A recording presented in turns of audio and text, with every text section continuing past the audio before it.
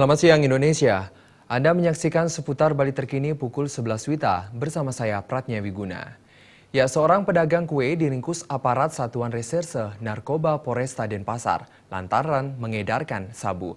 Tersangka mengaku sabu tersebut diambil dari Malang, Jawa Timur untuk kemudian diedarkan di Bali.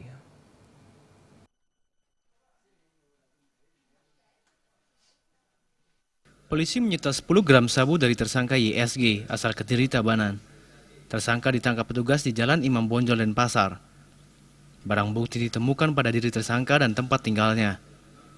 Terungkapnya jaringan lintas pulau ini berkat informasi yang diperoleh petugas kepolisian terhadap sepak terjang tersangka mengedarkan sabu.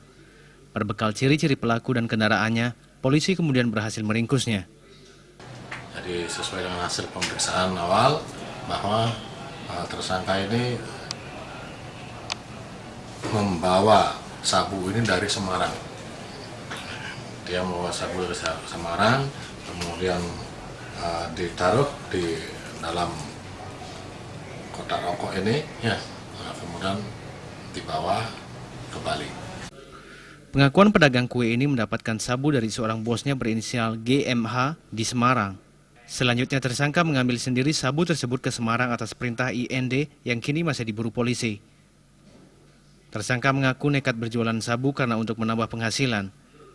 Sekali mengambil sabu, tersangka mendapat upah 1 juta rupiah. Bis, Iya Pak. terus disembunyikan di mana nih?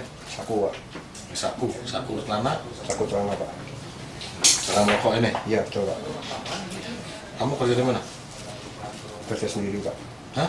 Kerja sendiri Pak. Apa itu? Kuliah makanan Pak. Apa? Ini untuk apa ini? Untuk kamu jual? Enggak, itu pesanan Pak. Pesanan siapa? Indra Pak. Untuk mempertanggungjawabkan perbuatannya, kini tersangka menekam di balik terali besi. Rai Suwantara, Bali TV. Sekian seputar Bali terkini kali ini. Terima kasih untuk perhatian Anda. Salam Indonesia.